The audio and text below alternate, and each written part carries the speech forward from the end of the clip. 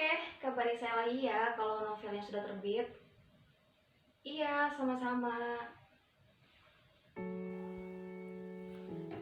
Kenangan itu kembali datang memenuhi pikiran saya.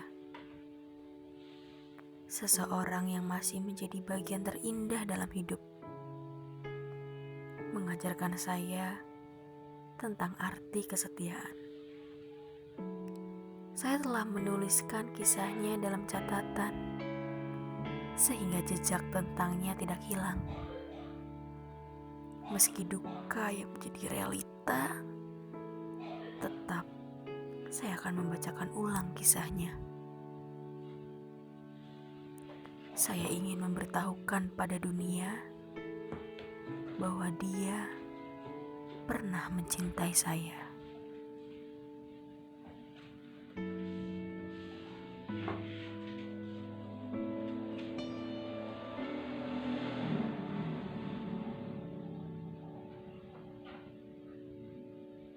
Saya menulis ini untuk mengobati rasa rindu saya pada Karnaen. Sekarang umur saya 38 tahun. Dahulu, waktu pertama kali saya berjumpa dengan Karnaen, saya masih 17 tahun. Masih senang memakai rok dan dolanan bergerombol dengan anak-anak gadis lainnya. Dan Karnaen, bagaimana saya memberi gambaran tentang dirinya. Ia luar biasa. Caranya berjalan mengesankan bahwa dia seorang pemuda yang bebas, yang penuh kegembiraan dalam hidupnya. Rambutnya sangat hitam, berombak, panjang sebahu. Alisnya tebal. Ia tidak begitu tinggi, tapi juga tidak rendah. Kalau ia masuki ambang pintu rumah, kira-kira ia lebih rendah 1,5 jengkal dari puncaknya. Badannya tegap. Ia selalu tersenyum pada siapapun dan pandai melucu. Ia selalu mempunyai dongeng, teka-teki, dan cerita yang bisa membuat siapapun terpingkal-pingkal ataupun terharu mendengarnya. Ia juga pandai menulis dan membacakan sajak-sajak. Apabila tertawa, suaranya keras sekali. Ia mempunyai banyak teman laki-laki dan perempuan. Ia selalu diterima oleh siapapun. Kadang-kadang, kalau kami sedang main rujakan, tiba-tiba ia datang dengan 1 atau 2 teman laki-lakinya, dan mereka langsung ikut melahap rujak tanpa permisi dulu. Kami para gadis langsung memukuli mereka, tapi Karnaen tak pernah lari kalau saya yang memukulinya. Ia malah seperti menyerahkan badannya sambil memandangi saya. Saya malu. Dan bila sudah begitu, Karnaen mulai melucu dan mencari perhatian. Saya tak bisa menahan tawa, tapi juga tak berani menunjukkan muka padanya. Lalu dia malah makin menjadi meledek, hingga saya lari ke dalam rumah dan tak keluar lagi. Diam di kamar sambil mengenangkan bagaimana lucunya dia dan bagaimana menyenangkannya. Suatu hari, saat saya dan teman-teman sedang dolan-dolan bersepeda ke tempat tamasya, seorang teman saya berkata, Karnain pernah bilang padanya bahwa dia tertarik pada saya. Mendengar itu, muka saya jadi merah dan teman-teman mulai meledek dan menjodoh-jodohkan saya dengan Karnain. Saya jadi berkeringat, gugup, dan malu sekali. Saya membantah dan menolak dijodoh-jodohkan seperti itu. Tapi teman-teman saya tak mau berhenti. Akhirnya, karena tak tahan dengan ledekan teman-teman, saya memutar haluan sepeda dan tidak menggubris teriakan mereka. Sejak saat itu, saya selalu menjauhi Karnain. Saya tidak marah padanya, tapi kalau berjumpa dengannya, saya jadi berdebar-debar dan malu sekali. Kadang-kadang, saya suka juga sembunyi memperhatikannya. Dan betapa malunya saya dahulu waktu mengetahui bahwa rupa-rupanya ia tahu sering saya perhatikan. Sebelumnya, saya memang sering omong-omong dengannya. Tapi lantaran ulah teman-teman menjodohkan kami, saya jadi sering salah tingkah kalau diajak dia ngomong. Kalimat saya selalu pendek-pendek. Iya, tidak, entah. Dan muka saya selalu menunduk. Karnain menanyakan mengapa saya jadi bersikap aneh seperti itu. Saya malah bingung, lalu melarikan diri. Tentu saja, saya tidak marah padanya. Bagaimana sebenarnya perasaan saya terhadapnya? Bagaimana ya? Berat mengatakannya.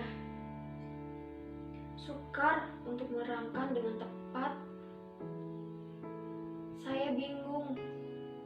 Saya berdebar-debar. Saya tak bisa menguasai diri lagi.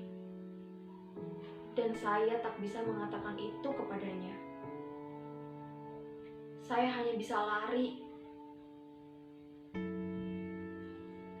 Rupanya, lama-lama Karnain merasa jengkel dengan sikap saya itu.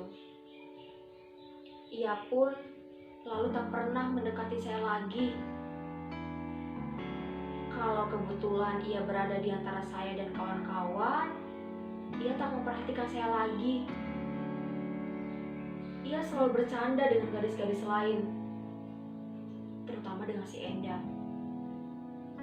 Dan semua orang tahu, Endang memang menaruh hati pada Karnain. Saya merasa sakit hati kalau Karnain memperhatikan Endang. Saya lantas memasang muka cemburu pada Karnain, dan terjadilah ketegangan di antara kami. Ketegangan tanpa kata-kata yang hanya bisa kami rasakan masing-masing. Saya menunjukkan sikap marah, dan Karnain menunjukkan sikap acuh tak acuh. Sandiwara semacam ini berlangsung lama juga. Karnain sungguh menjengkelkan. Tapi saya tak bisa menghapuskan dia dari lamunan saya. Justru karena kejengkelan itu, saya malah selalu terkenang-kenang padanya. Saya malu pada diri saya sendiri. Suatu sore, ketika saya sedang duduk belajar di bawah pohon kemuning di depan rumah, tiba-tiba saya lihat Karnain sudah berdiri di depan saya. Saya tak menyadari bagaimana ia telah datang. Waktu itu, kedua orang tua saya tidak ada di rumah. Keadaan rumah sangat sepi. Saya sangat terkejut dengan kedatangan Kang Nain yang tiba-tiba itu. Kemudian muncullah rasa takut saya. Saya berdebar-debar, tetapi lalu ia berkata, "Jangan takut. Barangkali kedatangan saya telah mengejutkanmu. Saya menyesal sekali." Perkataan dan suaranya menyejukkan hati. Ia tersenyum, lalu saya membalas senyumannya. Kemudian ia berkata lagi, "Kau tak keberatan saya mampir sebentar kan?" Saya tersenyum saja, tapi tak menjawab. Ia tersenyum sangat lebar dan duduk di bangku sebelah saya. Kemudian ia berkata lagi, "Berhari-hari saya merasa gelisah. Saya merasa sikapmu terhadap saya akhir-akhir ini aneh sekali. Maksud saya lain dari biasanya. Marahkah kau pada saya?" Saya diam saja menundukkan kepala. Ia lalu bertanya lagi, "Seandainya kau marah pada saya, apa sebabnya? Cobalah katakan. Jangan diam saja begitu. Katakan terus terang. Mungkin saya bisa mengubah apa-apa saja yang menyebabkan kau marah. Bicaralah." Saya tetap diam saja. Tapi waktu itu ia mendesak terus.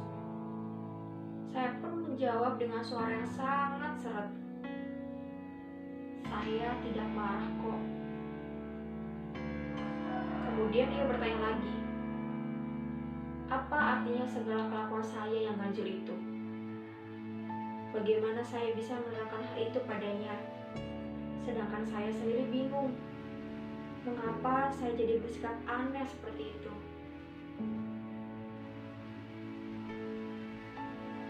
Jadi saya diam saja.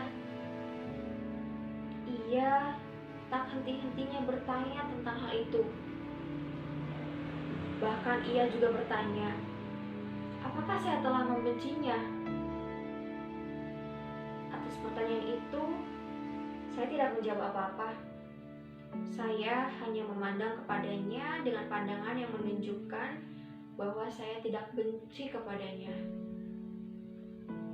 Tapi rupa-rupanya ia tak mengerti arti pandangan mata saya. Dan lama-lama ia tampak jadi bingung dengan pertanyaan-pertanyaannya sendiri. Ia berdiri lalu mondar-mandir di depan saya dan bertanya lagi. Setelah beberapa saat kami saling diam, ia berkata, "Baiklah, bagaimanapun sikapmu pada saya akan mengatakan bahwa saya sangat mencintaimu. Ya, ini harus saya katakan. Saya sangat mencintaimu." Saya jadi gemetar. Saya merasa setengah pingsan dan kurang menyadari apakah saya masih berpijak di bumi. Kemudian ia memegang tangan saya dan berkata lagi, "Katakanlah, apakah kau juga membalas cinta saya? Tak bisa maafkan kau lagi. Besok saya berangkat ke Jakarta. Saya akan meninggalkan Klaten untuk selama-lamanya. Saya sudah kehilangan muka di sini. Saya akan masuk Heiho. Barangkali kita tak akan berjumpa lagi. Untuk terakhir kalinya saya katakan, saya sangat mencintaimu. Saya tak mungkin melupakanmu, tapi saya tak bisa memaafkanmu. Bagi saya, engkau seperti racun dalam darah. Tapi saya akan tetap mencintaimu."